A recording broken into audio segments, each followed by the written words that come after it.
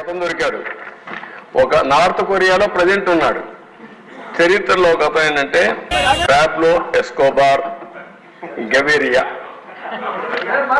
అతను ఇదేనండి, ఎస్కోబార్ అనే వ్యక్తి కొలంబియన్ డ్రగ్ లార్డ్.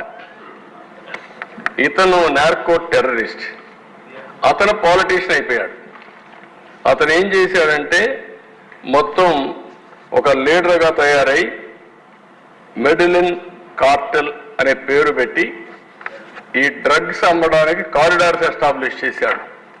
ఎస్టాబ్లిష్ చేసి మొత్తం దీంట్లో $30 బిలియన్ డబ్బులు సంపాదించి అది ఈరోజు $90 బిలియన్ వర్త్ ఆఫ్ వెల్త్ సంపాదించాడు. దీంట్లో ఇది సంపాదించిన తర్వాత మీరు ఒకసారి చూస్తే 76లో అరెస్ట్ అయ్యాడు.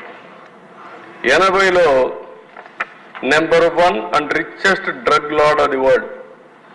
డ్రగ్స్ కూడా మీ ప్రపంచంలో రిచెస్ట్ ఫెలో కావచ్చు, వ్యాపారాలు చేసి కావచ్చు. కానీ ఇప్పుడు మాజీ ముఖ్యమంత్రి ఉద్దేశం ఏంటి? ఆయన కూడా అదే కావాలనుకున్నారు. ఆయన ఏమనుకున్నా అంటే టాటా, రిలయన్స్, అదానీ ఇలాంటి వాళ్ళు డబ్బులు ఉన్నాయి, వాళ్ళకంటే నేను ఎక్కువగా సంపాదించాలనేది ఆయన కోరిక. నేను అందుకే ఒక మాట చెప్పాను మీకు, కొంతమందికి నీడ్ ఉంటుంది, కొంతమందికి గ్రీడ్ ఉంటుంది, కొంతమందికి మేనియా ఉంటుంది, పిచ్చి ఉంటుంది. మెకనస్ గోల్డ్ అదే పిచ్చ. అలాంటి పిచ్చబట్టిన వాళ్ళు ఇవన్నీ చేస్తారు.